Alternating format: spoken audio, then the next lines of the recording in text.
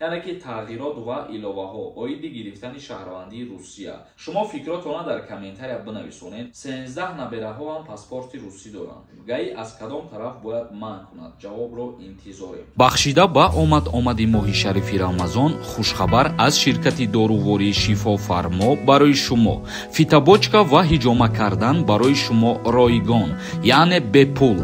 میتوانید خود را نامنویس کنید. اینچنین داروها با نرخ ارزان برای زیاد کردن ریش و موی سر، داروها برای سنگ و نمکی گرده را نست کردن و نست کردن پروستاتیت.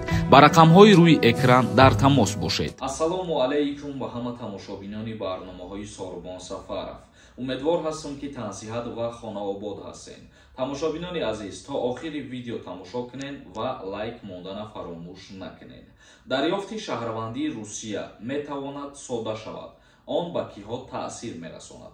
تغییرات و ایلوه‌ها در قانونگذاری فدراسیای روسیه اوید دسترس کردن شهروندی فدراسیای روسیه. ترتیب ساده کرده شده گرفتن شناسنامه روسیه برای شهروندان یک قطار کشورها آماده می شود که بعضی طلباتها را کم می کنند.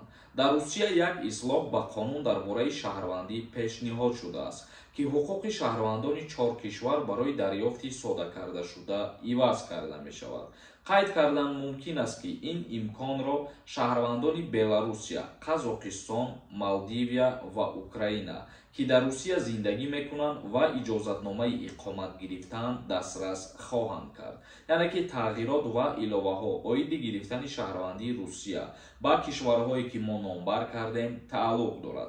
همین طریق در نمونه لایحه قانون که در قرائت اول قبول شده است چنین حقوق توسط فرمان پرزیدنت پیش بینی کرده شده است. معاون اولی رئیس کمیته دومای دولتی روسیه در امور اتحاد دولت‌های مستقل کنستانتین این سند را شرح داد و خواستار آن شد که در تمام کشورهای آسیای مرکزی این تغییرات‌ها وارد کرده شود.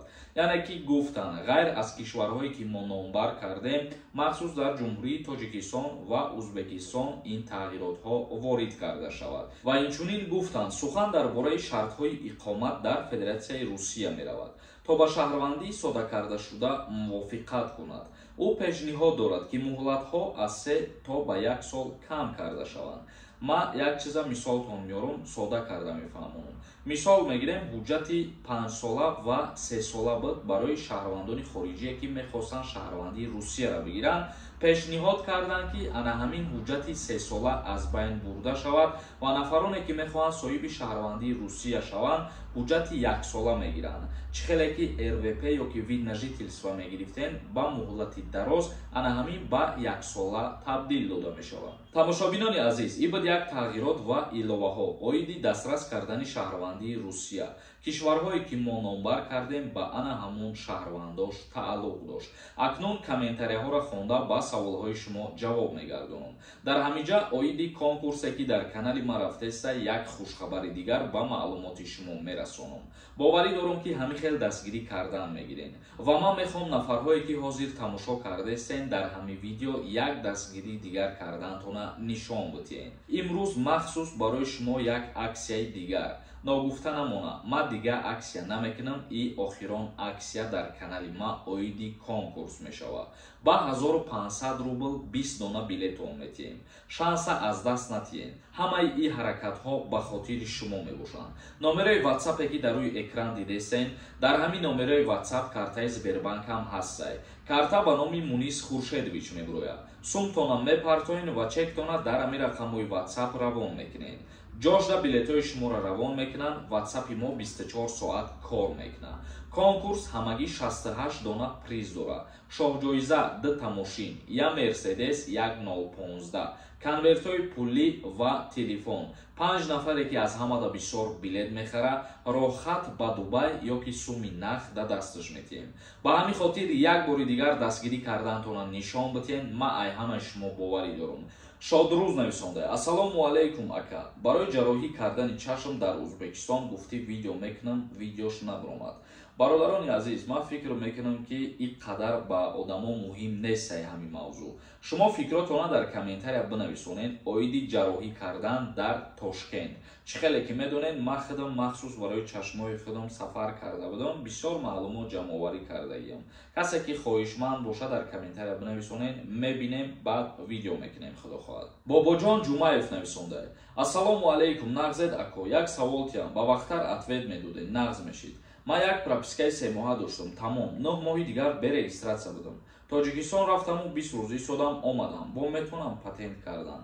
бале, дар ҳолате ки ту тоҷикистон омадиву 9 моҳ бе документ гаштӣ, тра депорт накардан, ягон мушкилӣ нашид, яъне ҳеҷ кас огоҳ нашид. ва вақте ки ту дубора сафар кардӣ, бале, метавонӣ ки бо регистратсия кунӣ ва патент биспорӣ. диловар нависонда. ассалому алайкум, акай Сорбон, як савол дорам. барои зиндониён дар ҷумҳурии Тоҷикистон амнистия мешавад? ҷавоб медодем. хело миннатдорам. ин чиза президенти ҷумҳурии Тоҷикистон муҳтарам Эмомалӣ Раҳмон аниқ мекунад ва мо ҳозир аз пеши худмон ҳечӣ гуфта наметавонем. эҳсон Саторов нависонда. ассалому алайкум, акам 6 моҳ шидай хизматша. ма дар Москваем. агар Тоҷикистон бирам, мара мебаранд хизмат? ответша битем ака.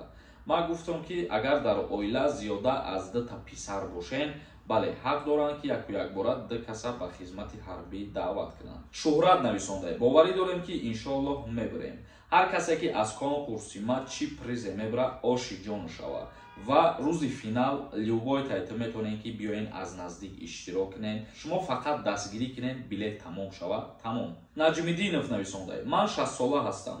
ҳамаи фарзандонам паспорти русӣ доранд. 13 набераҳоам паспорти русӣ доранд. ман соли 2020 видварения через суд шудам. 5000 штрафам споридам. выезди мара мекушоянд ё ин ки не?